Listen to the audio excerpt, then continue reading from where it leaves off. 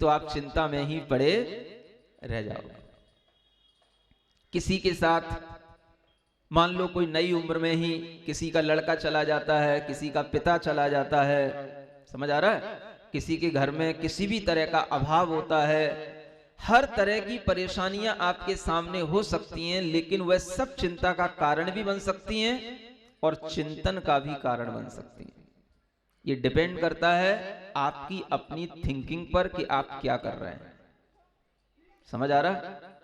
चिंता करने के लिए तो आप स्वतंत्र हैं, लेकिन चिंतन करने के लिए आपको थोड़ा सा अपने अंदर का ज्ञान अगर होगा तो उसका उपयोग करना होगा। चिंतन करने के लिए आचार्यों ने कहा, इसीलिए कहा जाता है कि अगर हमने बचपन से कुछ नहीं भी सीखा हो तो हमें कम से कम मूलभूत वो बातें सीख लेनी चाहिए जो जिंदगी में हमारे काम आती रहे।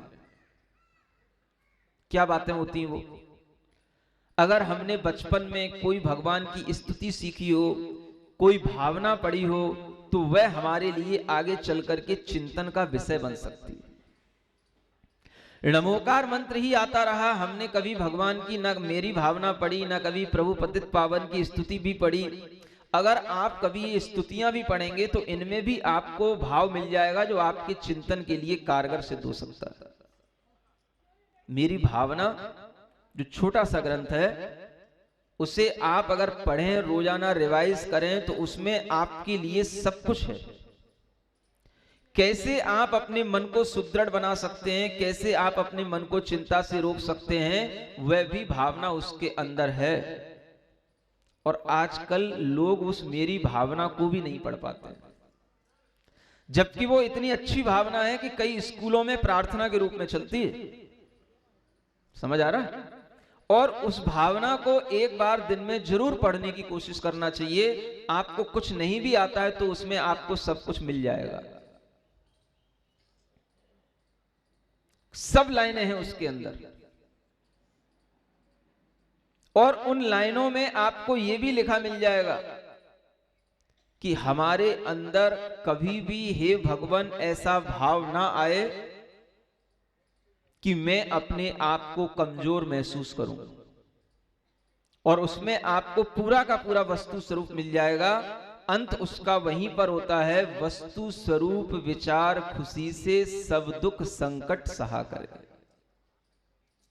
सारे दुख सारे संकट किससे जाते हैं? यथार्थ को जानो, सत्य को जानो, तथ्य को जानो। और इस तथ्य का जो ज्ञान होगा वही आपके दुख को दूर करने का कारण बनेगा, क्योंकि वह ज्ञान अगर आपके पास में होगा तो चिंतन के रूप में आपके सामने आएगा, नहीं आएगा तो फिर वह आपको दुखी बनाए रखेगा। ज्यादातर लोग उन घटनाओं के कारण से दुखी होते हैं जो उनके जीवन में घटती नहीं है। क्या समझ आ रहा है? हाँ, एक बहुत बड़े चिंतक ने बात लिखी है, There are so many worries in our life, but most of them never happen. समझ आ रहा? क्या कहा? हमारी जिंदगी में बहुत चिंताएं होती हैं, लेकिन उनमें से कुछ बहुत ज्यादा जो कभी घटित ही नहीं होती, वो चिंताएं हम पाले रहते हैं। कुछ नहीं, आदमी बैठे बैठे चिंता कर रहा है कहीं हमको रोग ना हो जाए। नहीं समझ आ रहा? किसी को घर में रोग हो गया, उसी को देख के चिंता कर रहा है कि मुझे कहीं रोग ना हो जाए। एक लड़की मुझे मिली, मंदसौर की बात है, एमपी में चतुर्मास कर रहा था जब, तो वो मेरे पास आई, कहने लगी महाराज मुझे एक डर लगता है। मैंने कहा काय का डर लगता है? कहती है मेरी माँ के हाथ में सफेद दाग निकल आए। सुन रहे हो? और मुझे ये डर सताता रहता है कि कहीं ये मेरे लिए भी ना हो जाए, कहीं मेरे लिए भी ना हो जाए। अब आप समझ लो, वो तो एक उदाहरण है, आपके लिए भी ऐसा होता है कि नहीं होता है? आप कोई भी काम करने जा रहे हो, पहले आशंका आपके अंदर नेगेटिव रूप में आ जाती कि नहीं आ जाती? हम कहीं जा रहे हैं, कहीं कुछ ना हो जाए, कहीं कुछ ना हो जाए। समझ आ रहा है? अगर आप समझदार होते हो तो उससे टाल लेते हो, उससे बचा लेते हो, उसमें ज्यादा अपने आप को सोचने के लिए टाइम नहीं देते हो। क्षण भर के लिए तो आएगी, लेकिन अगर आप ज्यादा सोचने का टाइम दे दोगे तो कमजोर हो जाओगे। और क्षण भर आने के बाद में आप खुद अपने आप को सुधार लोगे, नहीं कुछ नहीं, ऐसा सोचने की जरूरत नहीं, सब होगा अच्छा होगा। समझ आ रहा है? तो वो वहीं पे चिंता टूट जाएगी। अब वो लड़की कहती है कि महाराज मुझे भय बहुत सता रहा है, मुझे और किसी चीज का डर नहीं है मुझे यही डर लगा रहता है हर समय कि कहीं ऐसा मेरे साथ ना हो जाए। तो अब उसको मैंने समझाया कि देखो, अपने को भय करने की जरूरत नहीं, चिंता करने की जरूरत नहीं। जिसको जो कुछ भी होता है उसके अपने कर्मों के फल से होता है। तेरी मां के ऐसे कर्मों का फल है कि उसके लिए ऐसा हो रहा है, तेरे कर्मों का फल नहीं होगा तो तुझे कभी नहीं होगा। और देख, एक बात याद रखना, अगर हम किसी चीज की चिंता करते हैं और बार बार ये सोचते हैं ना हो ना हो ना हो, तो उसके होने की गुंजाइश और बढ़ जाती है। समझ आ रहा है ना? हाँ, ये भी एक लॉ ऑफ अट्रैक्शन है हाँ, उसके होने की चिंता और बढ़ जाती है कि उसकी संभावना और बढ़ जाती है। तो देख, तू ये चीजें छोड़ दे और इस प्रकार से अपने आप को निर्विकल बना ले कि अगर मुझे कुछ हो भी जाएगा तो भी मुझे कोई चिंता नहीं होगी, मैं सब सहन कर लूंगी। तो ऐसे भाव से तू अपनी चिंता छोड़ सकती है। समझ आया? और उसने वही भाव किया तो आज वो बिल्कुल निश्चिंत है। ये सब अपने चिंतन से होता है। अगर आपके अंदर चिंतन नहीं है तो चिंता ही होगी। इसलिए ये जरूरी है कि हम थोड़ा सा धर्म का ज्ञान भी रखें। लोग पूछते हैं धर्म का ज्ञान क्यों करना? तुम जल्दी ना मर जाओ, अकाल में तुम्हारा मरण ना हो जाए, तुम्हारी चिंताएं तुम्हें चिता की ओर ना ले जाएं, इसलिए धर्म का ज्ञान जरूरी है। समझ आ रहा? शुद्ध हिंदी में ही बोलना पड़ेगा, नहीं और क्या बोलूंगा। इसलिए धर्म का ज्ञान जरूरी है। अगर तुम्हें 12 भावना पढ़नी आती होगी, मेरी भावना पढ़नी आती होगी, तो कभी तुम्हारे अंदर कोई चिंतन आ सकता है। समझ आ रहा है ना? इसीलिए पहले छोटे छोटे बच्चों को ये सब चीजें सिखा दी जाती थी। मेरी भावना, प्रभु पतित पावन, 12 भावना। कुछ नहीं है तो राजा राणा छत्रपति तो सबको बच्चों को आता ही।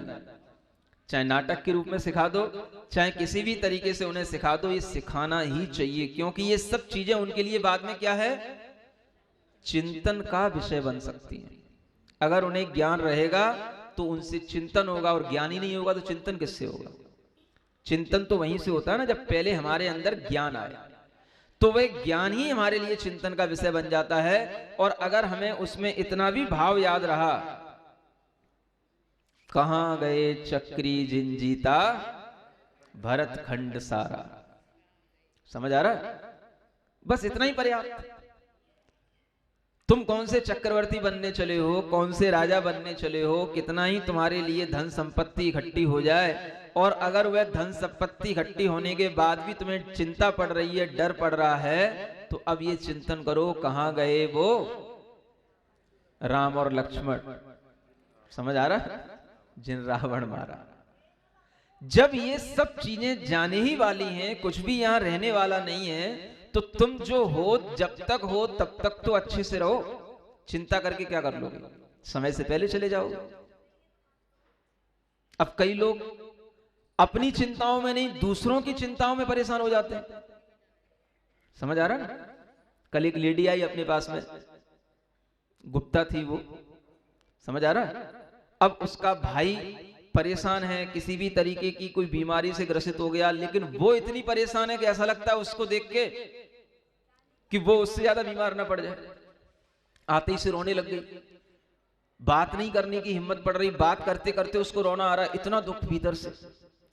तो इतनी चिंता अगर हम किसी दूसरे की पालेंगे तो हमारा जीवन पहले डिस्ट्रॉय होगा, हम पहले बर्बाद होंगे। हम दूसरे को अच्छा बनाने के लिए सोच रहे हैं तो पहले हमें तो अपने आप में स्टेबिलिटी रखनी पड़ेगी। अगर हम ही अपने आप में कमजोर होंगे तो हम दूसरे को कभी समर्थ बना ही नहीं सकते। समझ आ रहा है? भावुक लोग कई बार इतने ज्यादा, वो कल जो लेडी आई बहुत भावुक थी, मेरे भाई डिप्रेशन में जा रहा है, मेरा भाई बीमार पड़ रहा है, उसके लिए अच्छा नहीं हो रहा है। तो मतलब इतना ज्यादा उसके साथ हो रहा है, तो उससे ज्यादा उसके चेहरे पे दिख रहा था। समझ आ रहा? अब किसको संभालें? वो कह रही है उनके लिए कोई उपाय बता दो। अब मैं कह रहा हूं तू अपने लिए तो पहले उपाय ढूंढ ले। नहीं समझ आ रहा? अब उससे कैसे कहेंगे तू अपने लिए उपाय ढूंढ ले? वो कह रही है उसके लिए उपाय बता दो। उसके लिए उपाय तो बाद में, तो पहले अपने लिए तो उपाय ढूंढ। कि अगर तू इतनी भावुक होती रहेगी, इतना परेशान होती रहेगी, तो तेरे लिए पहले बीमारी आने वाली है। तो हर आदमी को पहले यह सोचना चाहिए कि हमारे लिए कोई भी दुख चिंता आती है तो उस दुख चिंता में कोई भी संयोग के कारण से चिंता आ रही है, कोई भी संबंधियों के कारण से चिंता आ रही है, तो वह चिंता हमारे अंदर इतना घर ना कर जाए कि वो पहले हमारे लिए ही नुकसान का कारण बन जाए। समझ आ रहा है? और ऐसा हो जाता है। घर में हमें दिखाई देता है कि ये व्यक्ति मरणासन्न है, ये व्यक्ति जल्दी जो है कोई रोगों से ग्रस्त है, तो इसकी जल्दी कहीं मृत्यु होने वाली है। वो तो कराते कराते भी अपनी साले निकाल ले जाता है। समझ आ रहा है ना? और उसकी चिंता में उससे पहले कई घर वाले निपट जाते हैं। समझ आ रहा है? नहीं आ रहा? नहीं देखते हो आप? होता है। समझ आ रहा है? और वह हर जगह होता है, कहीं भी कुछ भी हो सकता है। अब आपको एक बात बताएं, चलो आपकी बात तो छोड़ो, हम आपको अपने मुनि महाराजों की बात बताते हैं कि आचार्य ज्ञान सागर जी महाराज, जो गुरु महाराज के गुरु महाराज थे, समझ आ रहा ना, उनका समाधि मरण चल रहा था, सल्लेखना चल रही थी उनकी, और उनके समाधि मरण में एक मुनि महाराज उनकी समाधि कराने के लिए आए थे। क्या सुन रहे हो? उनकी समाधि कराने के लिए कि भाई मुनि महाराज की समाधि हो रही है तो अपन जो है उसमें सहयोगी बने, क्योंकि ये बहुत अच्छा भाव होता है, इससे भी जो है अपना समाधि मरण अच्छा बनता है। एक किसी की भी समाधि मरण में सहयोगी बनना अपने आप में बड़े पुण्य का कार्य है। और एक मुनि महाराज समाधि मरण कराने आए, बहुत दूर से चल के आए। अब वो जो आचार्य ज्ञान सागर जी महाराज थे, उनका समाधि मरण तो चल ही रहा था। वो तो अपनी स्थिति के अनुसार, है ना, विश्राम की स्थिति में, लेटने की स्थिति में रहते थे, अपना सुनते रहते थे, पढ़ते रहते थे, अपना धर्म ध्यान करते रहते थे। और उस समय पर वो मुनि महाराज आए, और उन मुनि महाराज को आए वहां पर 2-4 दिन ही हुए, अचानक से उनके पेट में यानी क्या हुआ, बहुत भयंकर दर्द हुआ। और ऐसा दर्द हुआ कि जब तक किसी के लिए कुछ बुलाना हो, डॉक्टरों को दिखाना हो, उससे पहले ही उनके लिए पूरे शरीर में ऐसी वायु फैली कि उनका वो जो है ना, वहां पर ही जो है कुछ ही घंटों के बाद में देहांत हो गया। समझ आ रहा? क्या हुआ? आए थे किसके लिए, और हो गया क्या? खुद का हो गया। समझ आ रहा? तो कभी कभी ऐसा भी होता है। वो तो चलो जो हुआ सो अच्छा हुआ, उनके लिए तो चलो वो भी समाधि मरण हुआ, लेकिन जो चिंताओं के साथ होता है वो आपके लिए कहा जा रहा है कि आप अपने मन में दूसरे की चिंता इतनी ना पालें कि आप खुद चिंतित होकर के चिता की ओर खुद पहले अपने लिए ले जाएं। समझ आ रहा है? दूसरे की चिंता में इतना ही पड़ें कि हमें यह ध्यान रहे कि उसका द्रव्य, उसका आत्मा, उसके कर्म अपने हैं, और हमारा द्रव्य, हमारा आत्मा, हमारे कर्म अपने हैं। अगर इतना ध्यान रहेगा तो आप दूसरे की चिंता भी अच्छे ढंग से कर सकोगे, चिंतन भी कर सकोगे, और दूसरे का कुछ अच्छा भी कर सकोगे। और जब खुद ही चिंता में पड़ जाओगे तो चिंतन नहीं होगा, चिंतन नहीं होगा तो उसके लिए कुछ भी अच्छा नहीं होगा। ना आप उसको संभाल सकते हो, ना आप उसको सुधार सकते हो। तो दूसरे को संभालने के लिए, दूसरे की अच्छी स्थिति बनाए रखने के लिए आपके अंदर पहले चिंता से रहित होना जरूरी है। घर में कोई भी कंडीशन हो, पहली स्थिति आपकी ये होनी चाहिए कि हमें चिंता में नहीं पड़ना, सोचना है कि आखिर इसका उपाय क्या है। और ये तभी सोच पाओगे जब आप चिंतातुर नहीं होगे। चिंता में पड़ गए तो आपके सामने कुछ नहीं भी अच्छा आइडिया होगा वो आप भूल जाओगे, वो आप सोच ही नहीं पाओगे। मान लो कभी आपने कोई विधि, कोई चीज सीखी भी हो, बताई भी हो, आज आपने प्रवचन सुना, कोई चीज आपके दिमाग में रह गई, लेकिन वो काम में कब आएगी? जब आप उस समय पर चिंता में ना पड़े हो। समझ आ रहा? ये दवाई भी कब काम आएगी? अगर आप उस समय पर फिर चिंता में पड़ गए तो आपको कुछ याद नहीं आएगा, लेकिन जब आप निश्चिंत होकर के बैठोगे तो आपको याद आएगा कि महाराज ने कहा था चिंता में पड़ने के बाद भी अपने को चिंता से बचाना है, चिंतन करना है, सोचना है, सही विचार करना है कि इसका सही उपाय क्या हो सकता है। आप चिंतन करो तो उस समय पर आपके लिए ये जो बात याद आएगी, बस ये बात भी तभी याद आ पाएगी जब आप उस समय पर चिंता से घिरे हुए नहीं होगे।